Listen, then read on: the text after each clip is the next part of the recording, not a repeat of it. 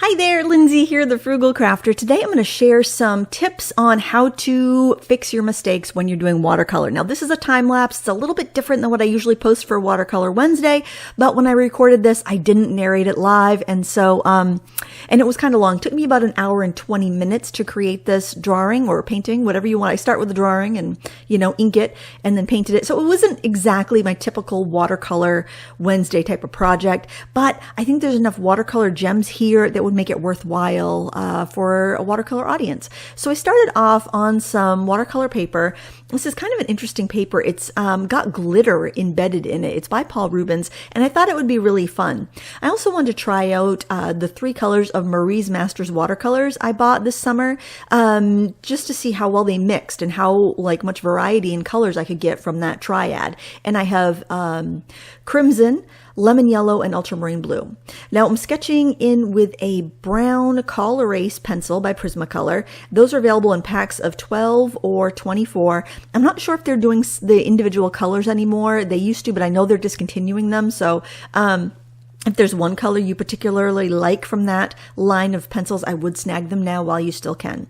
But I just get the pack of 24 and I choose a color that I feel like will blend in with what I'm doing. Actually, this brown tone is actually terracotta, which is kind of like a reddish brown. Now what I'm doing is pressing my kneaded eraser on the design to lighten up my sketch a little bit because it was a little bit darker than what I wanted for the for the painting aspect. Now there is a few interesting things about this sketch. For one, I love the twist of the batter there. I love the fabric kind of twisting around the waist.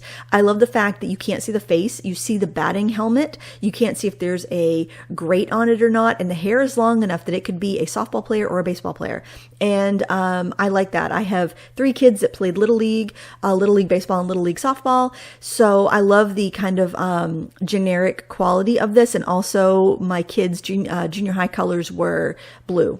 So I feel like this could be any one of my kids, could have a ponytail tucked under the hat, or, my son's had longer hair in the past. So I just kind of like the fact that this could be very generic. And if you're doing a painting that you may be wanting to sell or make prints of, having something that the viewer can see themselves in is a really smart design concept if you like to work in figurative work. So keeping it with enough detail that you can enjoy those details and you can see what it is and what they're doing, but keeping it vague enough that somebody could put their own children kind of in that picture. I'm starting off with the background, and I am doing, a mixture of those 3 colors. So I wanted to make kind of a clay color, like the color of the baseball diamond, that clay that they put down, which is a reddish brown. So I started off by taking crimson and yellow, making kind of an orange, and adding a little bit of the blue to it until it browned it out enough. I'm using the ultramarine kind of on its own in the sky, but then I mixed it with some Hansa yellow to give me the foliage of the trees in the background, and also some of the lawn that is kind of around where you run your bases. The diamond, I guess. Oh my word, I'm not great at sports terminology, but I wanted to keep it really soft and out of focus because I knew I was going to use an ink pen to do the details on this picture. So this is a piece that I did for Inktober, and part of that challenge is to use ink. And there's a pen that I've really been enjoying lately. It's by Tombow, and it's called Funosuke, I believe is how you pronounce it, but it's a hard tipped, flexible. It's not a brush, but it's a hard flexible tip, kind of like a brush tip, but it's actually firm. So you can vary your line, weight, and thickness just with one pen. And I really like that over using like a handful of microns, and that's personal preference. I like just to be able to alter my pressure and get that, but you'll see that in a moment. I'm still layering in my colors. I'm working wet into wet, and I'm letting the colors kind of granulate out because of the ultramarine blue, and it does give a beautiful texture. So now I'm using that pen I just told you about, and I am basically going over the lines I want to keep. Now, oftentimes when I am inking, if I'm using like alcohol markers, I'll do the whole drawing first in my alcohol markers, and then I'll go in and I'll scooch things. I'll scooch my lines with the inking. Some people prefer prefer to ink first, but I don't. I could ink first with this pen. This pen is waterproof, so I could use, and it's also marker proof, so I can use it under my markers, but I prefer to do it this way so that so that I can kind of get my edges. But here I'm kind of going in between. I did my background and now I'm outlining all the detail, and then I'll watercolor over it because I felt pretty confident in my sketch at this point. Now I am going to run into some problems, and the big problem I'm going to run into is the hand closest to the end of the bat. And I don't know why this hand was giving me such issues. Honestly, 3 years ago for Inktober, I drew hands every single day because I struggled with them.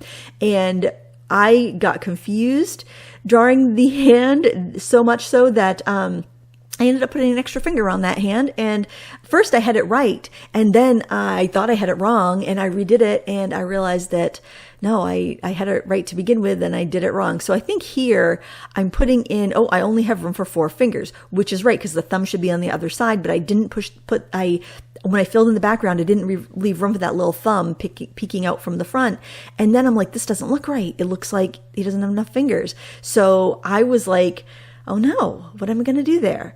So I'm having this inner turmoil as you're watching me ink the rest of this picture. I'm like, oh no, I've totally botched that hand and I just did it in ink.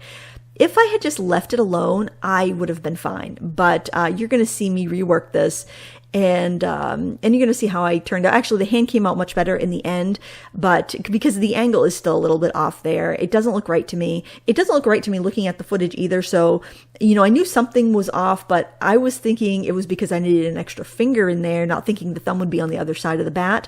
So you're going to see me rework that twice.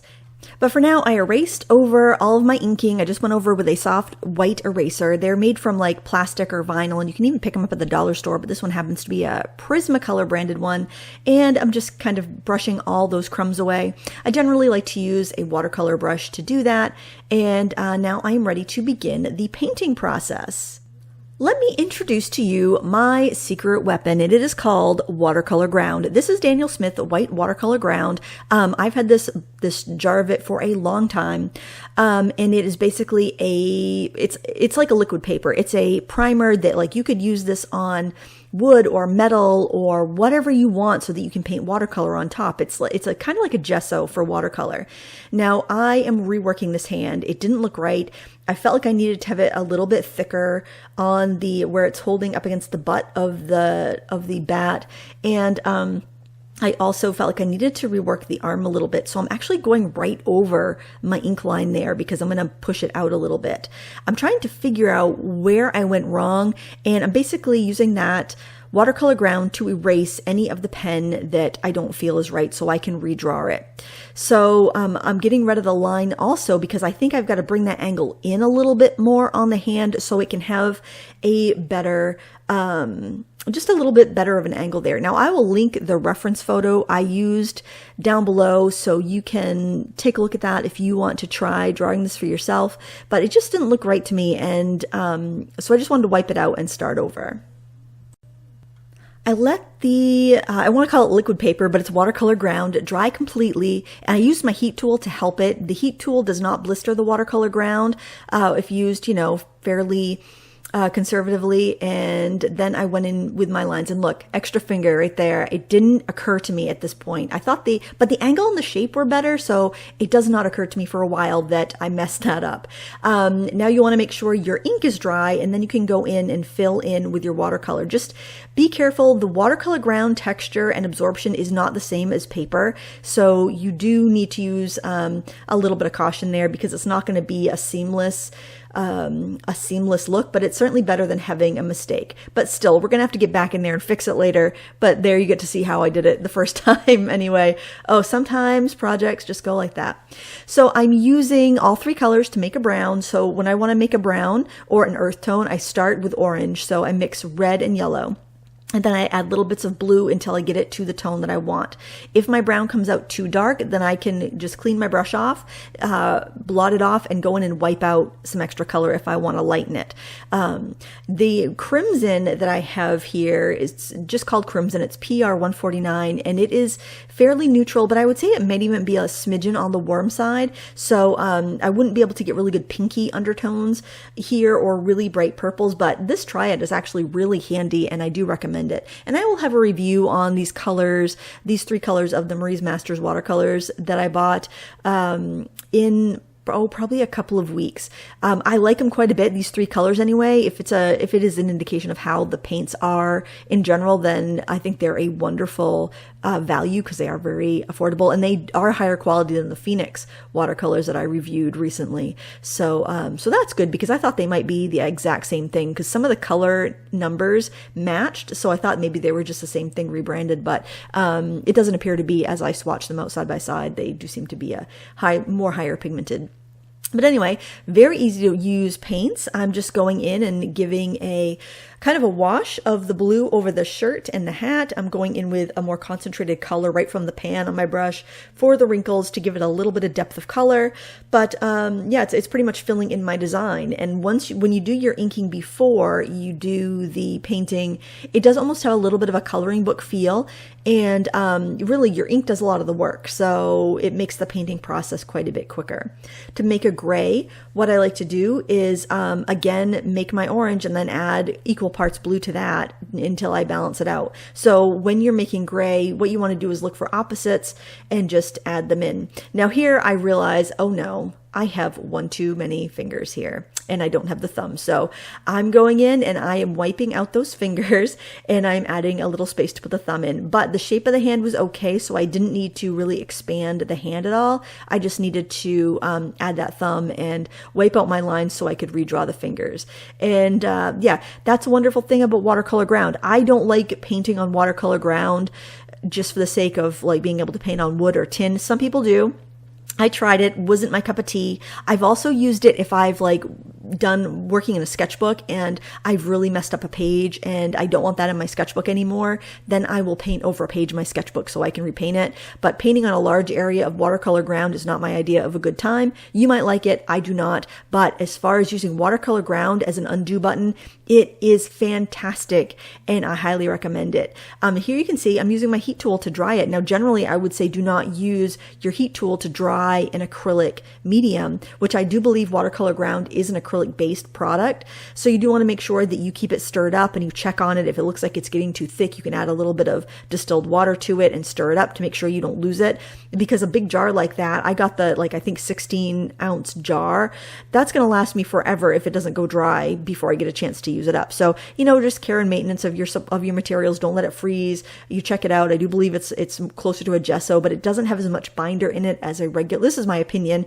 It doesn't have as much acrylic binder in it as other things, so that way it allows you to absorb the watercolor. And I also don't think it is it's susceptible to drying out on you. So I'll keep an eye on it because it is really handy. It's a little on the pricey side, and I would recommend buying a smaller pot of it. I know there's even a set of like the mini tubes. If I can find it, I'll link it up. A set of the 6 essential mixing colors, which I highly recommend from Daniel Smith, plus a small jar of watercolor ground. And I think that would just be an excellent pick right there. You'll definitely use those 6 split primary colors. In fact, you would find these colors in that just from Daniel Smith, which would be even a better quality product. So I would highly recommend checking that out if you're interested. But there you can see how I fixed my mistake and the finished painting. I think it looks great. If you do want to add some other details, you can use a white gel pen, like to do the stars on the American flag patch on the Little League uniform. I use that. You can use it for highlights. You can even go in, if you weren't happy with the way like the skin tone came out, you can go in with colored pencils and add highlights that way or shadows that way. So, it's also another way to stretch if you only have a couple watercolors in your stash and you want to, either fix a mistake, flesh out, give a little more body to your design, or just, sweeten it up a little bit. And anyhow, that's how I finished that. I know it's not your typical watercolor project that you would find on my channel, but I thought there was enough tips and tricks here that made it worth a watch. And I sped it up so it wouldn't take up too much of your time. But I did keep some of the parts slower where we were doing the corrections, and I hope it's useful. That is the way I like to use Daniel Smith's watercolor ground. I believe Core makes a watercolor ground as well, but I haven't used it because I'll never use up that jar of Daniel Smith unless it goes dry on me. Then maybe I'll try the other brand, but the Daniel Smith works great for this, and I highly recommend that. Anyway, I hope you enjoyed this video. Please give me a thumbs up if you did. Subscribe if you're not subscribed already. Until next time, happy crafting. Bye.